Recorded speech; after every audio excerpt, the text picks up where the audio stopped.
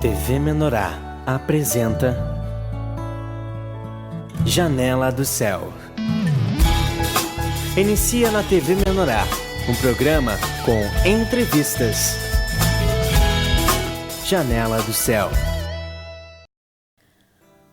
Boa noite a todos os irmãos. Estamos iniciando o programa Janela do Céu para que você possa receber mais um pouquinho da liberação do Espírito no compartilhar, que sempre é bem-vindo, né, irmãos? Toda vez que nós ouvimos os testemunhos, as experiências dos irmãos, como isso nos edifica, como isso nos ajuda a compreender tantas coisas da palavra, do nosso dia a dia, da nossa vida. E nós vemos sempre o agir do Senhor na vida dos nossos irmãos e nós sempre nos identificamos, né, que a mesma maneira que o Senhor opera sua obra nos outros, também opera em nós, e todos fazemos parte, né, desse grande corpo de Cristo. Todos nós somos membros, né, cada um uma célula, uma parte, cada um faz parte desse todo, né, e juntos nós fazemos parte, né, do plano do Senhor para edificar sua igreja aqui na terra, para sermos a expressão dele, né, e que todos nós possamos assumir essa verdade do Senhor, e onde quer que nós formos e o Senhor nos enviar, nós possamos estar ali sendo uma testemunha viva, né, uma carta viva do Senhor. E para começarmos então esse programa, que nós vamos então ouvir um pouquinho da experiência da nossa irmã Cristina da Silva, de Panambi, nós convidamos a todos a abrir suas Bíblias em 1 Pedro, no capítulo 1, no versículo 22, que é um versículo bem curto, mas que fala bastante conosco, né? Até o título aqui na Bíblia diz: a santidade no amor. Então diz assim: tendo purificado a vossa alma pela vossa obediência à verdade, tendo em vista o amor fraternal não fingido, amai-vos de coração uns aos outros ardentemente. Amém? Então é isso que o Senhor fala conosco para nós iniciarmos esse momento tão importante de compartilharmos das nossas experiências com o Senhor, que o Senhor, ele vai purificar nossa alma, né, toda vez que nós nos aplicarmos a obedecer à verdade do Senhor. E que todos nós possamos estar com isso bem decidido nos nossos corações, né, a cada dia buscando e a obedecer, né, à vontade do Senhor, que é boa, perfeita e agradável. E hoje nós estamos aqui com a presença da irmã Cristina da Silva, de Panambi, que já faz muitos anos que está na vida da igreja e vai compartilhar um pouquinho de como que foi esse início com o Senhor. Tudo bem, Cristina? Tudo bem, Elisama, boa noite a todos os irmãos. Então, a minha vinda para a Igreja do Senhor Jesus foi por meio de um convite de uma irmã que fazia parte da igreja naquela época, e ela me convidou porque havia um culto especial onde o apóstolo esteve em Panambi. Isso foi em 2004. Eu não me lembro bem certo a época, mas eu sei que foi nesse ano. E naquele momento, assim, tinha algum motivo para esse convite? Você estava passando por alguma dificuldade? Ou simplesmente, assim, você sentiu no coração, de repente, uma coisa diferente, um lugar que você nunca tinha visitado? Pois é, isso é engraçado, né, Elisama? Porque eu estava procurando um lugar para congregar, para buscar a Deus. E até na época eu ia numa denominação, mas por alguma razão, eu decidi, então, aceitar o convite daquela moça, que na época era irmã de um namorado que eu tinha, e fui. Eu não consigo me lembrar, assim, de tudo que aconteceu no ambiente, mas eu sei que eu retornei. Eu voltei lá. Então, Deus deve ter feito algo em mim para mim ter voltado, retornado, né? E você já tinha sido aceitado Jesus, sido batizado, já frequentava uma denominação? Sim, já tinha sido batizada. No fim de 2013 eu me batizei, porque uma pessoa sempre me dizia no meu trabalho, uma colega de trabalho, que foi colega de aula, ela me dizia assim, se você se batizar, a tua vida vai mudar. Ela sempre me dizia 2 coisas que ela sempre me disse. Se você se batizar, a tua vida vai mudar. Se você dizimar, a tua vida vai mudar. Ela sempre dizia. Ela nunca se cansou em dizer as mesmas palavras. E me incentivava a ler a Bíblia. E sempre me cobrando de eu ler trechos bíblicos que ela me dava. Até que um dia eu decidi buscar um lugar para me congregar e me batizar conforme ela falava. Interessante, né? Às vezes, na primeira vez que a gente vai falar, a gente recebe um não ou um desinteresse que é no momento, né? Às vezes as pessoas ali, elas até rejeitam, mas falta isso, né? Para nós perseverarmos e estar sempre falando, repetindo, até aquela romper, né, a incredulidade, até as pessoas realmente começar a despertar interesse. Se a pessoa falar tanto, porque realmente é verdade, né? E isso que tu fala é bem assim. E foi comigo. Ela insistia. Ela sempre insistiu. Ela disse, se você se batizar, tua vida vai mudar. E até no batismo, o pastor da denominação não queria me batizar. Porque eu cheguei e já tinha uma turma pronta de batismo e ele queria que eu fizesse um curso. E era num fim de semana que eu ia pagar a hora. E eu não tinha condições de participar do curso. E ele disse, se tu ler 3 vezes todas essas folhas, eu te batizo. Ah, não tive dúvidas. Chegou no domingo, ele me perguntou, tu leu? Eu disse, sim, eu li. Menti, né? Porque eu queria muito me batizar. Porque eu tinha aquela convicção de que a minha vida ia mudar. Eu recebi aquilo como uma verdade. E nunca mais mesmo eu tive a mesma vida. Tudo mudou. É verdade, tudo mudou. Ela tinha razão, ela tem razão. Que muda, de fato muda. A gente nunca mais é o mesmo. Depois que nasce da água e do Espírito, nós recebemos a salvação, perdão, filiação, vida eterna. E agora nós estamos no corpo de Cristo, né? Então, a partir desse dia, Jesus faz parte da nossa vida, está dentro de nós. Agora a gente é filho de Deus. E aí Deus começa a trazer a obra para dentro de nós, né? E como foi que você sentiu a partir do momento que você aceitou Jesus, se batizou e teve, né, esse convite para estar na Igreja do Senhor Jesus? O que Deus foi trabalhando no teu coração, né? De repente você recebeu o convite e ficou, né? Talvez nem vai saber explicar porquê, né? Então, Elisama, olha só. O moço que eu namorava na época, irmão dessa irmã da Igreja do Senhor Jesus, ele disse que iria em qualquer lugar comigo, menos na Igreja do Senhor Jesus. Então eu continuei na denominação. Mas algo interessante aconteceu. Havia eventos nessa organização que faziam um chamarisco do povo. Era um teatro, tudo muito bonito. Um teatro cantado. Era lindo, assim, aquela movimentação que se fazia naquele lugar. E naquela noite, eu fui, quando tinha esse evento lá na denominação, e eu voltei para casa muito aborrecida. Muito aborrecida. Achei bonito aquilo lá, mas eu vi algumas coisas lá que me desagradou. Eu não sei como, não sei explicar, mas eu vi uma senhora arrastando uma perna e ela não foi bem recebida, ela gritava assim. Eu penso que ela queria muito ser abençoada, que alguém orasse por ela, abençoasse ela.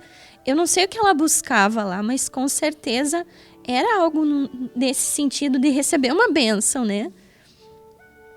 E eu vi que ela não ganhou atenção.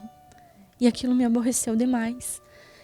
E no caminho, eu decidi que eu não iria mais lá e nem ia dizimar mais lá. E Deus falou comigo. Foi a primeira vez que Deus falou comigo com voz audível. eu e o moço que estava comigo, assim, ele estava do meu lado, e eu escutei uma voz que disse: tu viu aquela multidão de pessoas, todas necessitadas, né? Algumas mais do que outras? Se você não dizimar, as portas daquele lugar não estariam abertas e não vão estar abertas. Então eu entendi algo dentro de mim, o que significa dizimar, devolver a casa do tesouro, para que haja mantimento, o espiritual, né? Que o povo, que nós tanto precisamos. E foi algo assim, a primeira vez que eu escutei Deus falar dentro da minha cabeça. Foi algo assim que na hora me chocou, me assustou e veio contra o pensamento que eu tinha tido. E daquele dia em diante eu decidi não ir mais lá. E eu retornei para aquele lugar onde eu havia sido convidada, que eu tinha ido lá. Que era tudo diferente. Tudo diferente. O irmão que estava ministrando, que na época era o apóstolo, ele desceu do púlpito e orava pelas pessoas que estavam ali nos bancos, nas cadeiras. Eu achei aquilo fantástico e eu cuidei tudo. E deixou um casal lá em cima que eles liam a palavra. Eles liam muito, ela lia muito a palavra. Ela ficou o tempo inteiro lendo a palavra e ele tocando o violão. Então aquilo me chamou a atenção porque era muito diferente do outro lugar onde eu estava indo. Aquele contato do pregador com o público, com as pessoas, com os necessitados. Eu achei fantástico. E eu retornei, eu voltei. Graças a Deus, né? Deus sempre tem os seus escolhidos, né? Aquele que o Senhor deseja operar e Ele sabe, isso é da administração do Senhor, né? Como Ele vai apacentar, né, a cada um de nós. E eu também, quando eu recebi essa oportunidade de ouvir, né, o Evangelho do Reino, aquilo sempre trabalhou muito no meu coração, né? De ver o Senhor muito próximo, né? Trabalhando com o seu amor, com a sua palavra. Muita palavra, né? Pouco show, pouca luz, né? Pouco brilho, poucas festas, né? Coisas para entretenimento, né? E mais palavra, mais ação do Espírito, né? Que realmente é o que o Senhor ensinou na Bíblia, né? O ministério de Jesus foi de ensino, foi de estar junto das pessoas, né? De apacentar as pessoas, e isso realmente todos nós a gente sente, né? Que a palavra é que opera dentro do nosso coração, né? Como diz aquela mensagem que diz que do centurião, né? Que não precisava da presença de Jesus, mas com a palavra ia sendo trabalhado, né? Então, realmente, Deus, ele sabe como trabalhar nos nossos corações. E a partir do momento que você, então, decidiu estar ali, o que você sentiu, assim, as mudanças que Deus foi operando no teu coração, né? Porque eu sei que, à medida que a gente vai tocando essa palavra, muitas máscaras que tá em nós vai caindo, muitos enganos que a gente tem vai sendo desfeito, às vezes com dor, às vezes com tribulações, às vezes só com a palavra aquilo já cai por terra, né? E na tua vida, assim, o que você sentiu, assim, que Deus foi operando?